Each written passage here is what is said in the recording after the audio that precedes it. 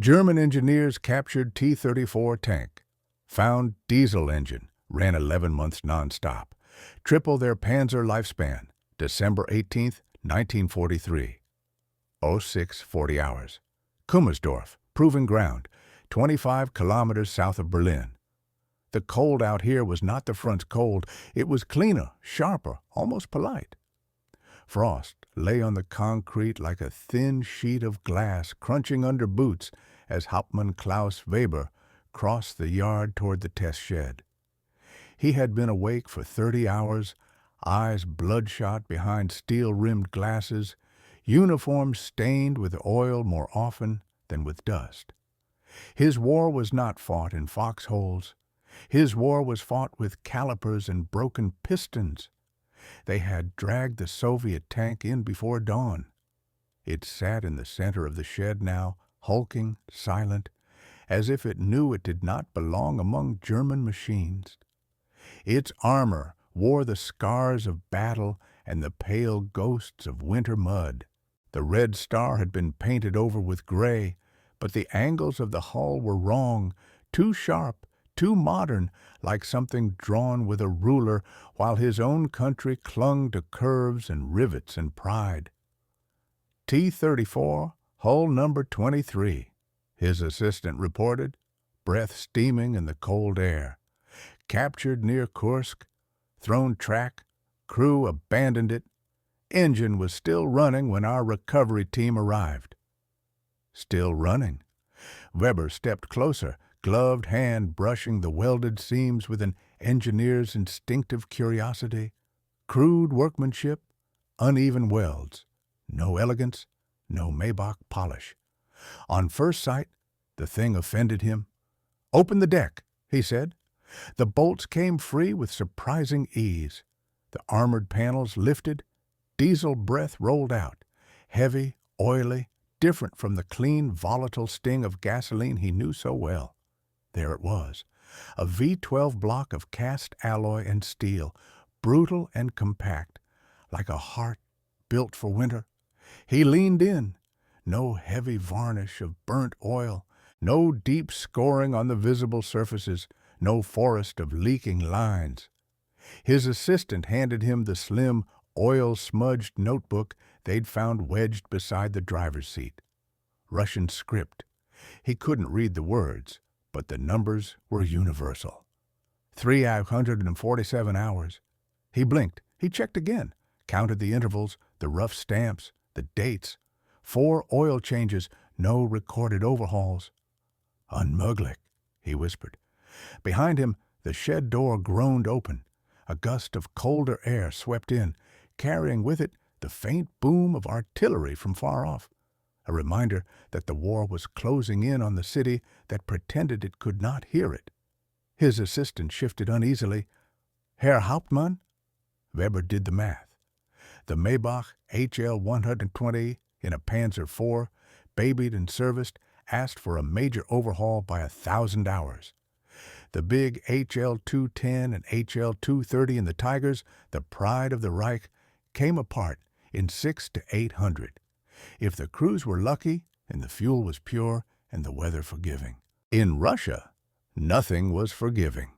Yet this enemy engine, bolted into a crude Soviet hull, had run 3 times as long on a handful of oil changes and the mercy of no one. He wiped a smear of grease from the block with his thumb, as if expecting to find the trick hidden underneath. There was none, just cold metal and stubborn fact. For the first time since the war began, Klaus Weber felt something he had never allowed himself to feel in a test shed. Not professional irritation or technical interest, but a slow, rising dread. What if, he thought, this ugly machine is not an accident? What if they have thousands of these hearts that do not stop? He closed the notebook, fingers tightening around it until the paper bent. "We run it," he said, 8 hours a day, full load. We measure everything." "And if it breaks?" his assistant asked. Weber looked once more at the Soviet engine, still smelling faintly of a battlefield he had never seen. "If it breaks," he said quietly, "then we can all sleep better." Outside, the sky over Kummersdorf was the color of lead. Inside, as the starter engaged and the diesel coughed, caught, and settled into a deep, unhurried rumble, Weber understood that sleep was not coming. They had built a war on the assumption that Germany made the finest machines in the world. This morning, a captured engine was beginning to prove him wrong. Where are you listening from tonight, while we stand with Weber in that frozen shed, hearing an enemy engine tell him the truth his generals refused to see? Before Klaus Weber became the man who doubted Germany's machines, he had been the boy who worshipped them. He was born in Stuttgart, 1908, the son of a toolmaker and a schoolteacher. His father built parts for Daimler. His mother read Schiller aloud in the evenings. The hum of lathes and the rhythm of verse were the two languages he grew up with, and he believed without question that the world could be perfected through precision. When the Great War ended, he was 10 years old. His father came home with empty eyes and an empty toolbox. The factory bombed, the empire gone. Yet the boy didn't see defeat. He saw opportunity. Machines had failed once, yes, but only because men had not built them well enough. At 18, Weber enrolled at the Technische Hochschule in Munich. He studied metallurgy, thermodynamics, and the gospel of the internal combustion engine. The professors called diesel the future of endurance. But Germany's future, he was told, lay in speed and fire. Petrol engines meant movement, mobility, blitzkrieg, before the word was invented. He graduated with honors in 1932, just as the new flags began to rise over Berlin. When the Wehrmacht called for engineers to restore national pride through steel, Weber joined without hesitation. He was not a soldier. He was an idealist in uniform. He saw himself as a craftsman serving order, not chaos. In 1935, he was assigned to Maybach Motorenbau, tasked with improving the HL series for the new Panzer III and I-4.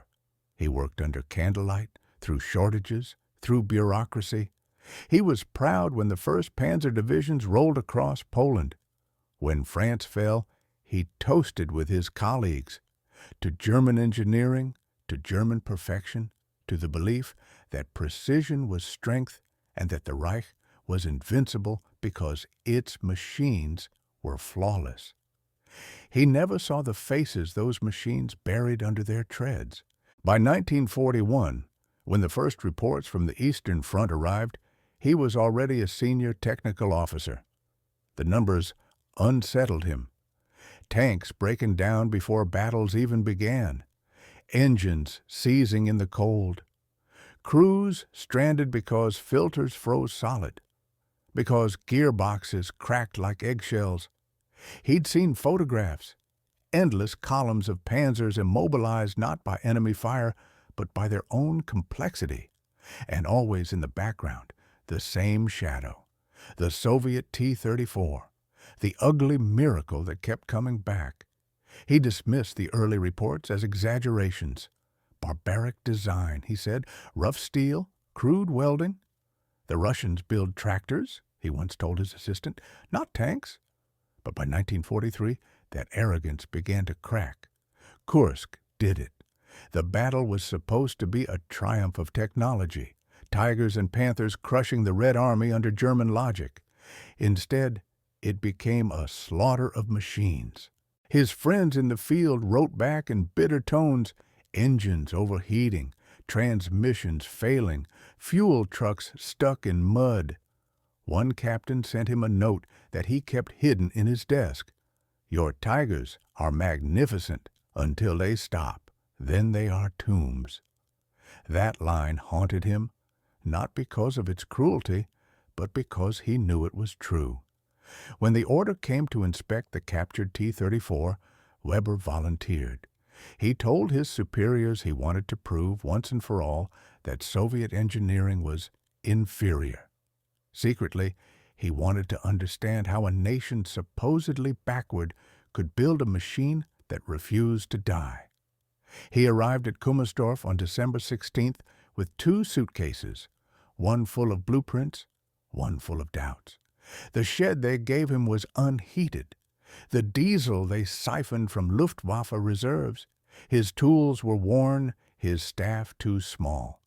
But it didn't matter. This was personal now. Not for the Reich, not for Speer, but for himself. He wanted to look the truth in the eye. He just didn't expect the truth to look back. That was who Klaus Weber was before the engine turned over for the first time. A man who believed perfection could only be made in Germany, and who was about to learn that sometimes perfection survives precisely because it isn't.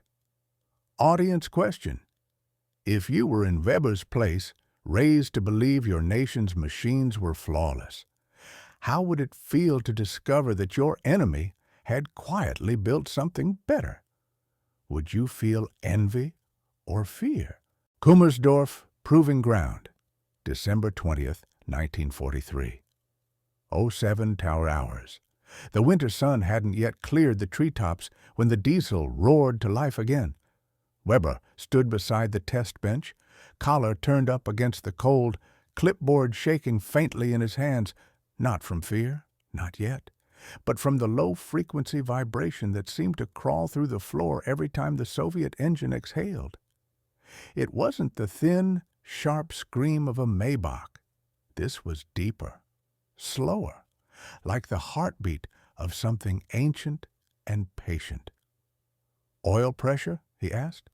"Stable, Herr Hauptmann, 5.6 atmospheres." "Temperature?" 80 degrees and holding." Weber frowned. That wasn't possible. A Maybach running 8 hours straight under full load would have climbed past 95 by now, the coolant foaming like soup. But this thing, this enemy, ran cool, almost lazy. Its sound didn't change with time. No rattling, no backfire, just the steady thrum of confidence. He leaned over the block, feeling the heat radiating off it, the smell of diesel thick in the air, metallic, oily, alive. He scribbled notes: vibration amplitude minimal, torque consistent, no detonation. Every column in his logbook should have had a warning beside it: impossible. By noon, his assistants grew restless. The test schedule called for 4-hour bursts, but Weber refused to stop. "Keep it running," he ordered. "Let's see what fails first, the machine or us." They ran it 8 hours, then 10, then 12. At 20 hours, the last man finally spoke up. "Sir, we've been here since morning." Weber didn't look up. He was staring into the open valve cover, watching the camshaft turn, the push rods rising and falling like disciplined soldiers. "Do you hear that?" he asked. "Hear what, sir?" The absence of fear. It was absurd, he knew, projecting emotion onto an engine. But he had spent years surrounded by German machines that whined and shuddered under pressure, delicate things that demanded perfect fuel, perfect air, perfect maintenance. This Soviet heart didn't demand perfection. It endured despite imperfection. It didn't care that the oil was dirty or the fuel rough. It didn't complain. It simply worked. At 22 hours, they shut it down. The silence afterward was jarring, like the world had exhaled. Steam rose in slow ribbons. The metal pinged as it cooled. Weber touched the block with the back of his hand, warm, but not scalding. He pulled a spark plug out of habit, then stopped. There were none. Diesel, compression ignition. He cursed under his breath, embarrassed by his own reflex. His assistant smiled weakly, but no one laughed. They recorded the data. 120 hours of continuous runtime over 3 days. Wear minimal. Power drop negligible. Fuel efficiency consistent. Weber sat alone after the others left, staring at the data sheets under a single lamp.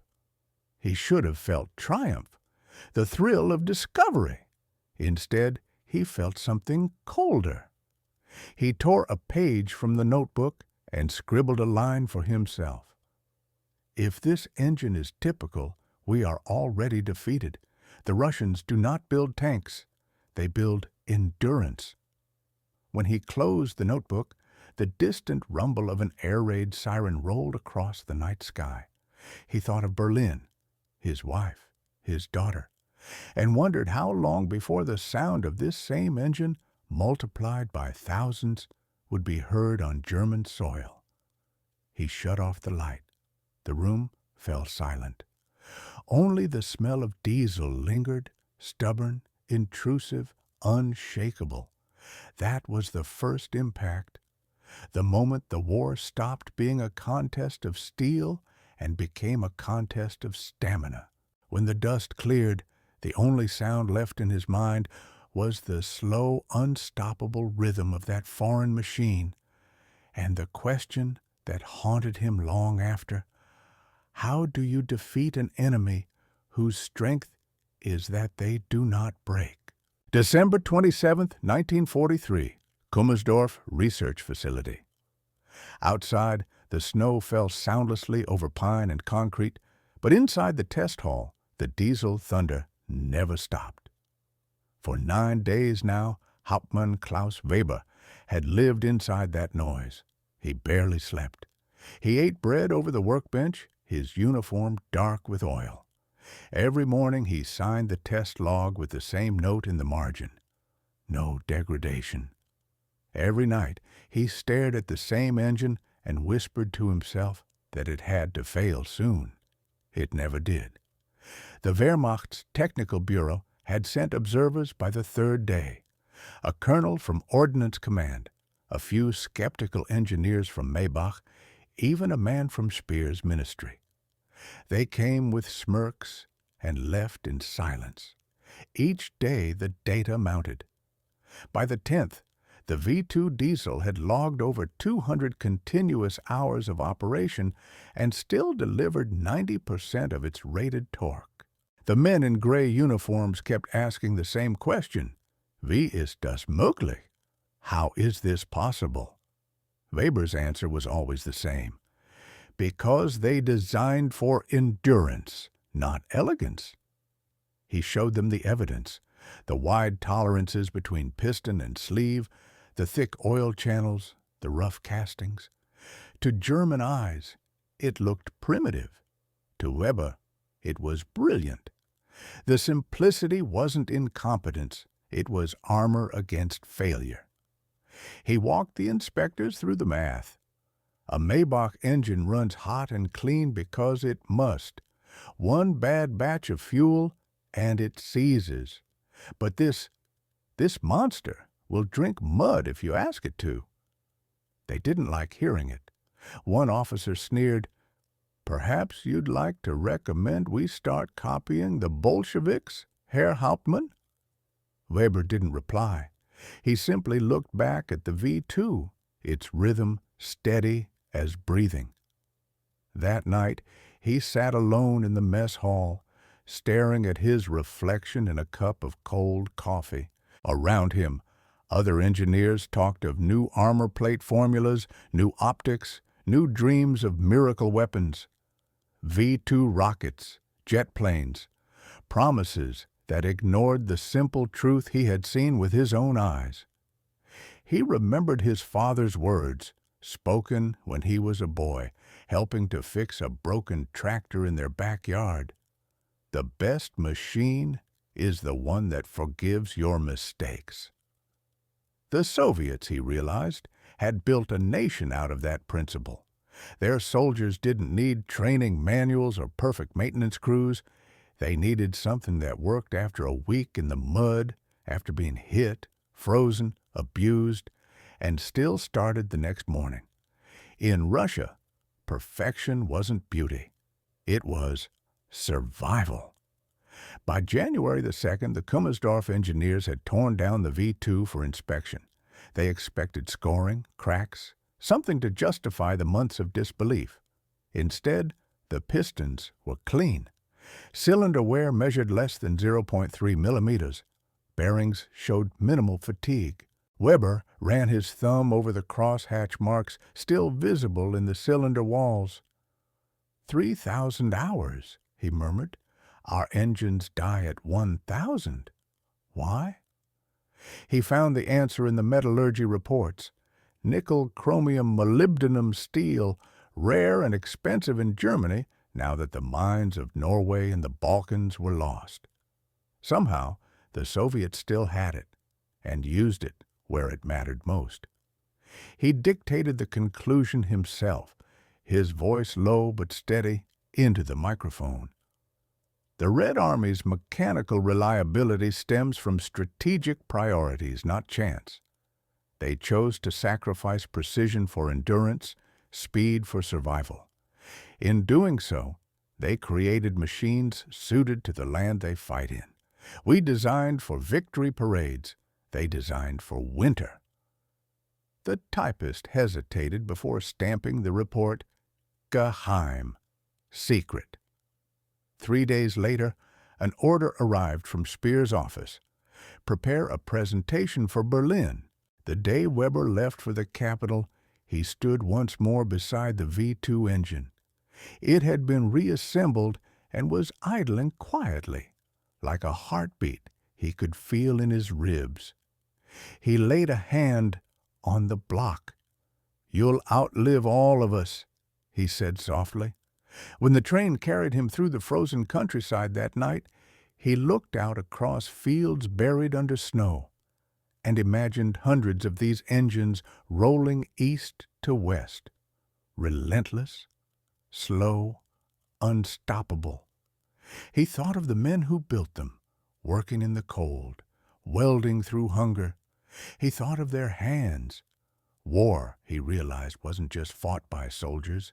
It was fought by hands like theirs and by engines like this. That was the reality.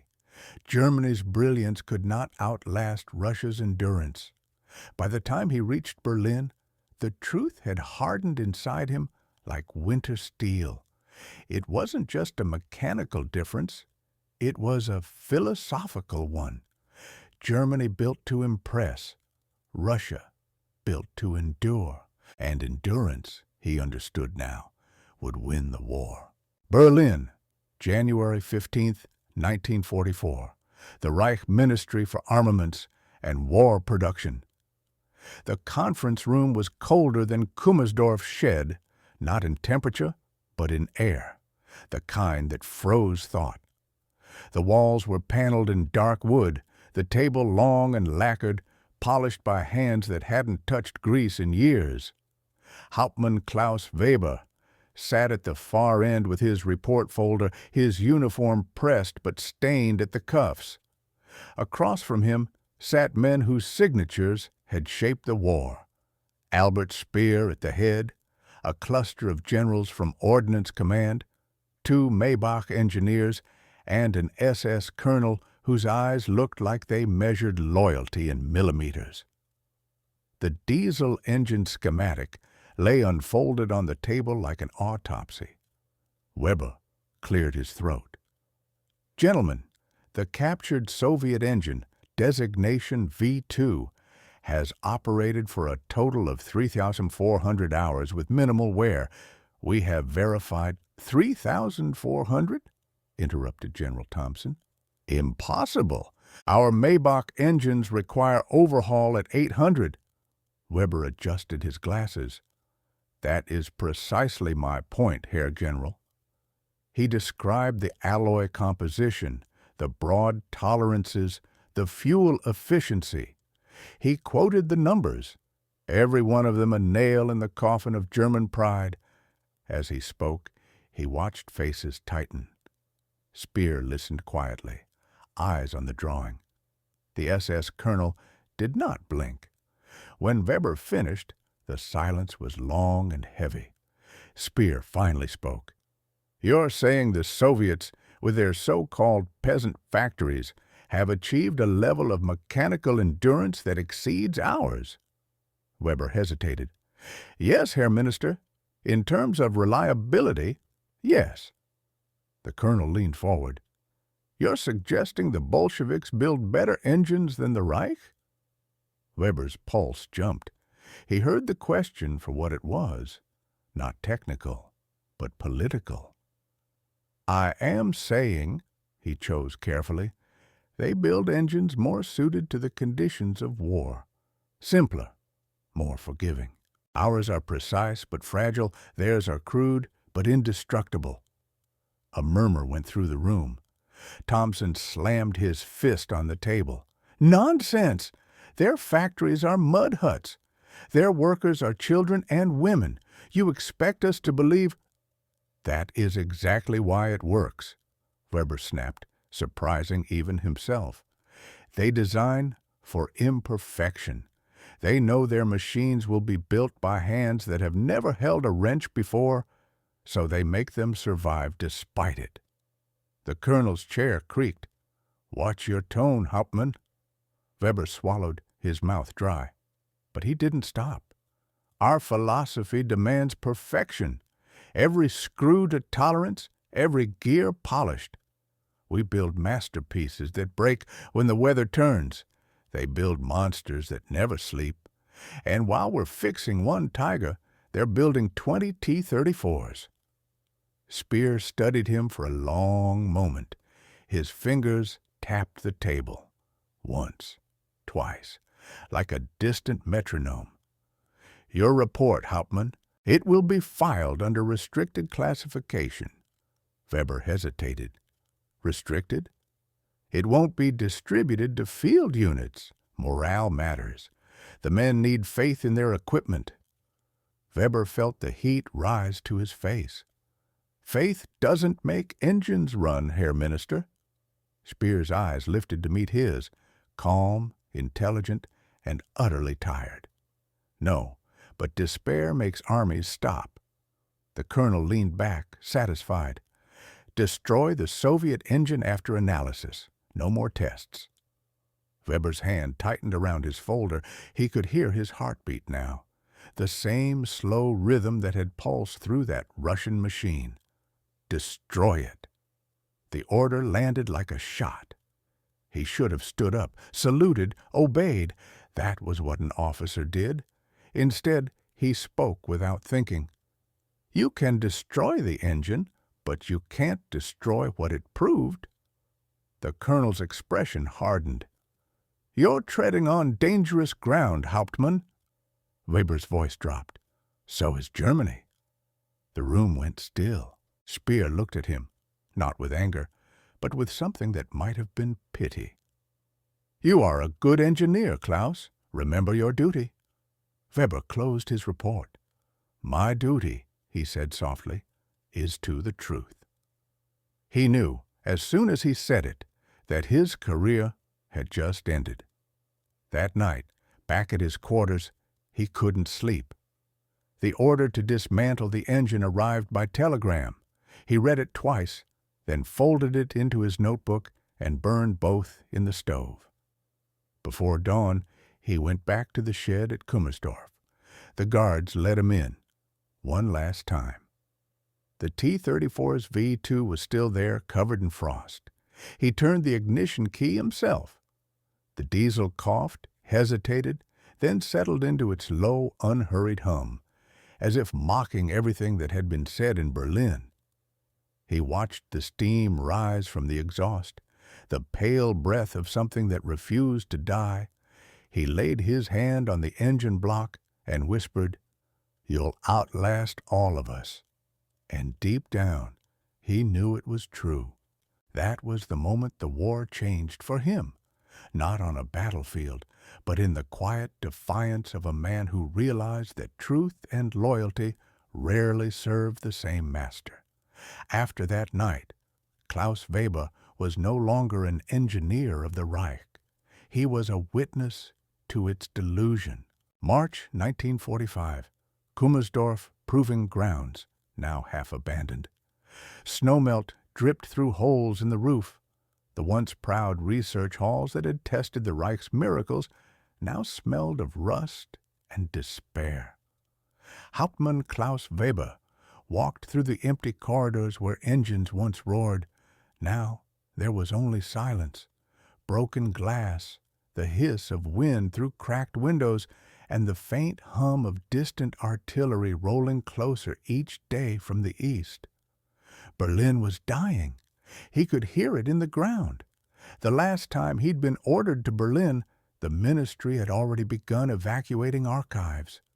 Speer had stopped answering his messages. The Maybach engineers were gone, drafted into repair depots or dead on the roads. And Weber, demoted, stripped of his access, was forgotten in the ruins of Kummersdorf, left to oversee decommissioning. He took it as permission to disappear. Every evening, he came back to the shed where the captured T-34 still stood. Its paint had peeled, the red star showing faintly again under layers of frost and grime. The V2 engine hadn't been destroyed as ordered. He couldn't bring himself to do it. Instead, he drained the fuel, greased the pistons, and covered the block with oiled canvas. The war outside was collapsing faster than paperwork could follow. Trains stopped arriving. Telephone lines went dead. The night sky glowed red toward the east. Weber began keeping a journal in the margins of an old maintenance log. He didn't write about ideology or politics anymore, only about machines and men and what he had seen. Engines, he wrote, are like nations. Some are built for speed, some for endurance. The German engine demanded perfection and burned itself alive trying to reach it. The Russian engine accepted imperfection and endured. That is why they will drive into Berlin and we will walk. One morning, he heard the rumble of distant tanks, deeper, slower, familiar. He went outside, climbed a small rise near the test fields. Through the haze of smoke, he saw them, squat silhouettes moving west across the plains, diesel hearts beating. T-34s. For a long time, he stood there in the cold, watching the machines that had haunted his dreams. No triumph, no hatred, just understanding. Each one was the same design he had studied, perhaps powered by an engine just like the one sleeping in his shed. By nightfall, the front had reached within a few miles. The soldiers who remained at Kummersdorf fled. Weber stayed behind. He spent his last day in the shed, cleaning his tools one by one. When the lights flickered and died, he worked by candlelight. He didn't pack. He didn't hide. He sat beside the engine, listening to the wind outside and the distant growl of war drawing near. He thought of his father's workshop, of the promise he'd once believed in, that human hands could build perfection. But perfection, he had learned, was brittle. Endurance was humble, but eternal. That night, artillery shells began to fall nearby. The ground shook, dust drifting down from the rafters. Weber lit one final match and uncovered the T-34 engine. He turned the crank by hand, feeling it move, smooth and patient even after months of rest. The engine caught, a cough, then a deep, defiant thrum. The shed filled with its voice, drowning out the sound of shells. Weber closed his eyes. For a moment, it almost sounded like hope. When the Soviets entered Kummersdorf 2 days later, they found the research halls in ruins. In one of them, a German officer lay slumped beside a running engine, his logbook open on the floor. The final line, written in pencil and trembling script, read, "It is not the strongest machine that wins, but the one that refuses to die." They shut off the diesel. The engine obeyed, quiet at last. Outside, the world kept burning. May 1946, 1 year after Germany's surrender, the ruins of Kummersdorf were now under Soviet control. The Red Army engineers called it Objekt 12, an inventory depot, a graveyard of German machines. The air still smelled faintly of oil and burned paint, but the snow had melted into green shoots poking through cracks in the concrete. Among the wrecks stood the shed that had once housed the captured T-34. The engine inside, preserved beneath its oiled canvas, was still there. The Soviets found it exactly as Weber had left it, clean, intact, ready to run. They found his notebook, too, pages filled not with propaganda, but with diagrams, metallurgical notes, and the kind of quiet, precise admiration only an engineer could write. One line was underlined twice. The V2 is not perfection. It is survival given form. The Soviet colonel who read it ordered that both the notebook and the engine be shipped east to the Chelyabinsk tractor plant, Tankograd. There, in the same halls where women and teenagers had once welded through blizzards, the German officers' notes were translated and archived under the label Findings of Hauptmann Weber, Captured Enemy Engineer, 1943-45. For years afterward, those notes gathered dust, until 1954, when Soviet designers began work on a new tank, the T-34. They reopened the files, and among the data on diesel alloys and piston tolerances, they found Weber's sketches comparing the V2's cylinder wear patterns to those of the Maybach HL210. His recommendation, increase chromium content in the upper sleeve, allow for wider tolerance, was adopted verbatim into the upgraded V55 engine. Weber had been right. Simplicity was endurance. Meanwhile, in the West, captured T-34s tested by the British and Americans led to similar conclusions. Reports from Aberdeen Proving Ground and Bovington echoed Weber's words without knowing his name. Crude workmanship, yet remarkable durability. By 1960, every major tank in the world, American Pattons, British Centurions, German Leopards, ran on diesel, not gasoline. The age of the Maybachs was over. No one remembered the man who'd first said it aloud in that cold Berlin meeting room. His report had been destroyed, his rank erased, his name absent from the archives. Only a single reference survived in a Soviet technical memo from 1957. The captured German engineer at Kummersdorf observed the endurance of the V2 and concluded that reliability is the truest form of superiority. That was his legacy, a truth buried beneath ideology, rediscovered in steel and smoke.